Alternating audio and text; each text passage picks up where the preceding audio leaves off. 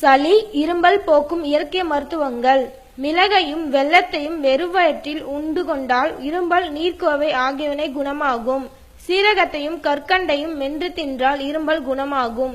4 மிளகையும் 2 கிராம்பையும் நெய்யில் வறுத்து பொடி செய்து ஒரு வெற்றிலையில் மடித்து மென்று விழுங்கினால் இருமல் குணமாகும். 4 வால்மிளகும் சிறிதளவு புழுங்கரிசியுடன் வாயில் போட்டு மென்று அதன் ரசத்தை பருகினால் இருமல் குணமாகும். தேங்காய் எண்ணெயை நாள்தோறும் பலமுறை உதட்டில் தடவினால் உதடி வெடிப்பு, உதட்டுப்புண், தோல் உரிதல் ஆகியவை குணமாகும்.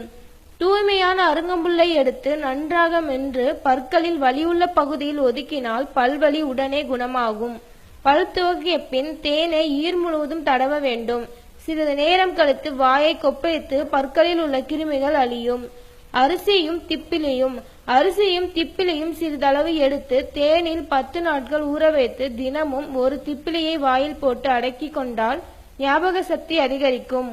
மழைக்காலத்தில் 1 டம்ளர் பாலில் சிறிதளவு சுக்கு பொடியை கலந்து இரவு குடித்து வந்தால் காலையில் புத்துணர்ச்சி பெறலாம். துளசி இலையை நன்றாக வெயில் காய வைத்து பொடி செய்து டீ தூளில் சேர்த்து டீ தயாரித்து குடித்தால் நன்கு பசி எடுக்கும். குளிர்காலத்தில் ஏற்படக்கூடிய சளி, கப்பம் நீங்கும். அரிசி பொரியை தண்ணீரில் வேக வைத்து சாப்பிட்டால் இரத்த கொதிப்பினால் வரக்கூடிய தலைச்சுற்று குணமாகும். தலைச்சுற்றுடன் வாந்தி ஏற்பட்டால் வெங்காயத்தின் சாறை எடுத்து அதனுடன் தேன் கலந்து சாப்பிடலாம்.